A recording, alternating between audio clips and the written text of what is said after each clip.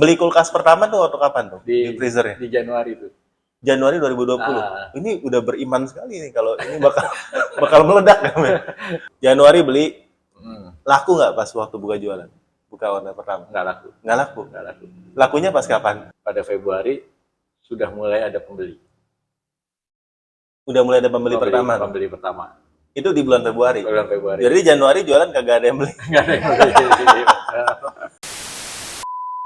Halo Botakers, kembali lagi bersama saya Om Botak di channel Cerita Om Botak. Di video ini kita udah yang video kedua ya, inspirasi seller. Tadi kalau teman-teman Botakers ketinggalan yang video pertama, tadi kita udah grebek ke rumahnya Om Irlang dan istri. Nah ini yang kedua ini spesial nih karena ada Kalinda nih ya di sini temenin kita buat ngobrol-ngobrol. Tapi buat teman-teman yang tadi miss video pertama, boleh klik ke link di bawah ini ya. Nah, buat teman-teman yang belum jadi Botakers, buruan join di sana, banyak video-video yang bakal membantu teman-teman untuk scale up, khususnya untuk iklan Shopee dan caranya scale up di marketplace. Pokoknya banyak video-video kelas yang daging banget ada, jadi mesti jadi Botakers. Oke? Nah, karena kita mau ngobrol-ngobrol santai aja, tapi sebenarnya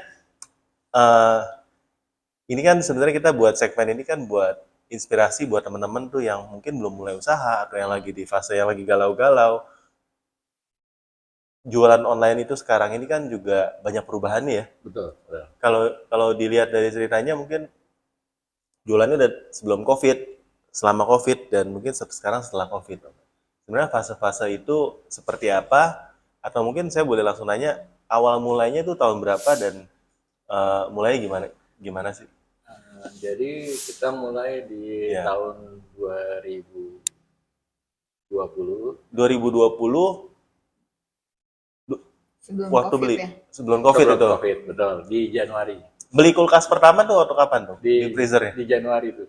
Januari 2020. Ini udah beriman sekali nih kalau ini bakal meledak namanya. Jadi karena belinya satu. Iya.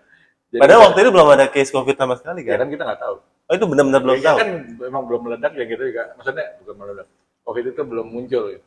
Belum ada COVID. Januari beli, laku nggak pas waktu buka jualan? Buka online pertama? Nggak laku. Nggak laku? Nggak laku. Lakunya pas kapan?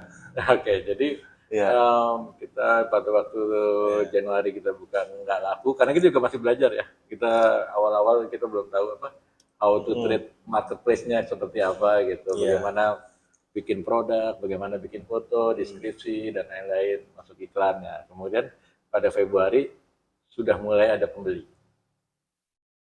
Udah mulai ada pembeli pertama? Pembeli pertama. Itu di bulan Februari? Bulan Februari. Jadi Januari jualan kagak ada yang beli? Nggak ada yang beli. Bahkan tiap ada orang yang datang tuh, awal pertamanya beli ayam tuh 1 juta. Jadi tiap ada yang datang ke rumah, mau ayam nggak? Bawa pulang aja deh gitu. Beneran? Kan banyak banget itu ayamnya. 1 juta dapat 20 ayam ya? Iya. Ya, sekitar itu gitu. Waktu dulu belinya yang 1 ekor? Iya, kita jual utuh. Betul. Jual utuh? Jual utuh. Masih baru Kita belum jual ngerti. ayam, jual ayam aja gitu kan. Kita jual ayam itu susah gitu kan, nggak gampang untuk jual. Ya udah, tiap ada yang datang nih, daripada mau diapain, kita kan juga nggak mungkin makan sebanyak itu. Jadi tiap yang datang aku kasih ayam tiap yang ada ke rumah. Boleh dua gitu, bawa pulang gitu ya.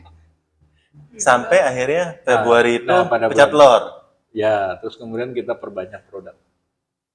Nah, perbanyak maksudnya produk yang lain ternyata yang orang suka. Nah, kemudian di awal itu justru yang terjual itu kentang. Kentang itu, kentang fried chicken, McDonald itu tadi. French fries ya? French French fries yang bermerek atau yang curah? Kebetulan pada waktu itu kita bermerek. Bermerek yang laku. Itu berarti laku Februari. Lalu setelah laku pertama, baru mulai ada momentumnya dapat. Momentumnya dapat. Kemudian di Maret itu baru mulai ada kasus COVID baru keluar tuh. Di Maret kan. Nah, itu kita mulai berpikir, oh ini ada orang. Terus kemudian kita juga dirumahkan. Dirumahkannya maksudnya banyak pegawai kan cuma disuruh kerja dari rumah kan. Waktu itu statusnya masih karyawan. Masih karyawan. Ya. Nah, terus kemudian kerja di rumah. Nah, mulai itu justru karena di rumah itu ya sebagian waktunya kita fokuskan ke jualan justru ke market. Mas ingat nggak dulu tuh waktu lagi COVID itu rame-ramenya kayak gimana? Rame-ramenya itu. Jadi kita karena kita perbanyak produk. Kemudian orang juga udah nggak boleh pergi mana-mana, mau nggak mau mesti beli online. Nah, mulai di situ kita mulai. Jadi titik momentumnya di sana. Di situ ada. Tapi kalau kita mau tarik ke belakang, Nah, sebenarnya momentum itu bisa dapet karena tokonya Om salah satu yang udah paling siap untuk menjual makanan frozen pada waktu pada itu, waktu iya, COVID. betul. Dimana kalau orang lain waktu itu mungkin beberapa bulan pertama ya udahlah di Iya. rumah kan ya udah Iya. nggak kepikiran buat mulai usaha. Tapi ini karena udah ada, Nah, akhirnya bisa ngambil momentum itu. iya, Iya. karena pada Iya. waktu April dan Mei itu masuk ke puasa lagi. Iya, Nah, mau masuk ke puasa terus ke Lebaran, kita persiapannya udah tadi kan dari ayam tadi. Kita udah mulai siapin tuh sekarang. Ternyata orang sukanya berarti ayam ini. peak ayam pertama ini. tuh waktu bulan puasa itu. Iya, jadi kita udah taruh prepare tuh. Oh, ternyata orang maunya cari ampela, hati, jantung, terus dada, paha. Nah, itu kita mulai siapin. Kita memang udah siap kan? Iya. Oh, preset ya, bukan satu lagi udah itu. udah Udah nambah. udah berapa ya? Mungkin udah 6 kan? Dari 1 ke 6. Tapi itu juga ada satu poin yang menarik tadi. Pembelajaran yang dapat, ini kan spesifik industri ya. Mm-mm. Ketika buka toko frozen, ternyata yang marginnya tinggi atau yang dicari orang bukan yang ayam utuh, tapi ternyata yang potongan. Betul. Ini kan nggak akan kita tahu sampai kita udah terjun di dalam kan. Iya, benar. Ya. Karena kita di awal tadi jualannya ayam utuh, nggak ada yang beli ternyata. Kalau ayam utuh kelemahannya apa? Kelemahannya apa? Kelemahannya. Kelemahan ayam utuh. Kelemahannya kan gini, orang sukanya misalnya anaknya tuh sukanya sayap tuh. Mau Iya. sayap ayam goreng atau mau paha aja, paha pentung tuh yang drumstick. Iya. Kan mereka susah carinya di mana? Di pasar juga Di pasar belum. susah. Nggak semua Nggak semua pedagang penjual itu mau. nyediain. Mau gitu. Bayangin nanti dia punya jual ayam ternyata sayapnya habis semua. Itunya masih ada. Jadi kalau di pasar lebih banyak ke ayam utuh. Ya gitu. Benar-benar berarti itu adalah kebutuhan-kebutuhan yang bisa disediakan di online atau di toko-toko besar yang di pasar nggak susah. Ya, sama Pasar yang dekat di rumah susah ya. ya, sama hampir Iya. juga ternyata juga kalau kita tahu ternyata di semua kafe-kafe ini kan jualnya juga drumstick chicken wing.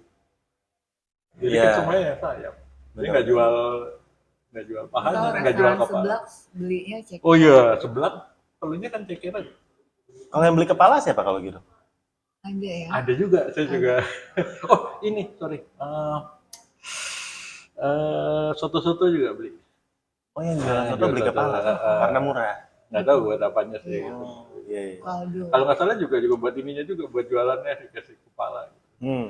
Walaupun ceker ya paling banyak. Kalau soto ceker kan banyak di mana-mana. 11 ceker.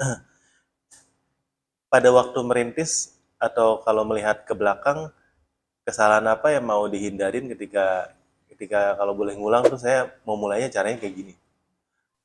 Kalau boleh ngulang, Iya. oke. Sebenarnya hampir semua yang diberitakan di internet seperti artikel atau YouTube di mana sebenarnya itu benar. Benar itu maksudnya asal orang bisa ngerti bahwa kalau kita mulai dijual online kan Iya. pasti kan di internet kan kita mulai pasti dari marketplace ya, marketplace bisa Tokopedia, Shopee, TikTok Shop, yang lain-lain juga Blibli. Nah itu semua udah pasti fundamentalnya sama. Kita nyediain produk, kemudian gambar, kemudian deskripsi, kemudian harga. Nah itu kita yang pertama harus milih produk yang bagus kualitasnya itu aja sih.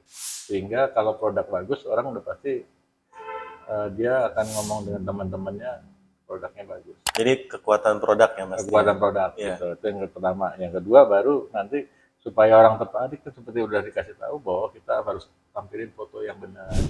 Yang benar. Fotonya sesuai. Betul. Kalau secara pengalaman sih kita tiap tahun ganti foto. Tiap tahun nggak difoto? Tiap tahun ganti foto. Oke. Menarik. Kenapa? Supaya orang juga nggak bosen. Oh jadi yang satu foto ikannya lagi cemberut, satu senyum gitu. Apa? Jadi gitu. Atau Jadi, iklan nengok kanan saya nengok ya, kiri ya.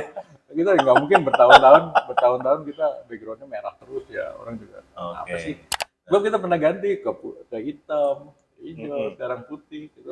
Kita ganti-ganti aja. Terus fotonya juga ganti-ganti supaya refreshing kan. Jadi sama kayak kita juga mungkin bikin restoran, bikin apa pasti ingin dekorasinya berbeda. Gitu. Nah kemudian deskripsi kita harus nyatakan yang benar lah. Nyatakan benar ya. Ya secara beratnya, asalnya, apapun itu harus lengkap lah. Walaupun kalau orang Indonesia kurang literaturnya kurang bisa mau baca, tapi kita harus taruh yang lengkap. Kalau nimbang kilo itu sekilonya dilebihin atau gimana? Kan kalau 3 atau Kita 4 kasih range. Kita kasih nggak range. ini. Kita kasih range kan kita 900 susah. sampai 1 kilo. Susah kan itu? Nah, susah. Nah, kecuali misalkan gini, kita jual ikan 1 kilo. Iya. Kita kan range-nya susah dong mau dapat Susah. 1 kilo benar nggak? Iya. Nggak mungkin ya, pasti ada kurang, pasti ada lebih. Jadi kita di deskripsi harus kita taruh. Plus Minimumnya minus. berapa, plus Range-nya. minusnya berapa. Tapi minimumnya ada berapa? Ada. Ada. Ah. Gitu. Iya, iya. Agak susah ya. Masa kalau kurang tinggal dikasih ekornya sebelah. Ya, makanya nggak bisa kan tadi kita lihat Agak itunya. susah kalau ikan itu. Iya, betul. Ya, jadi Iya, ceritanya gitu. Om, kalau dalam ini titik momentumnya kan tadi kan waktu mungkin bisa dibilang puasa pas yang tahun 2020 momentum naiknya Ada. tuh ya. Ya. Titik tertingginya tuh untuk apa?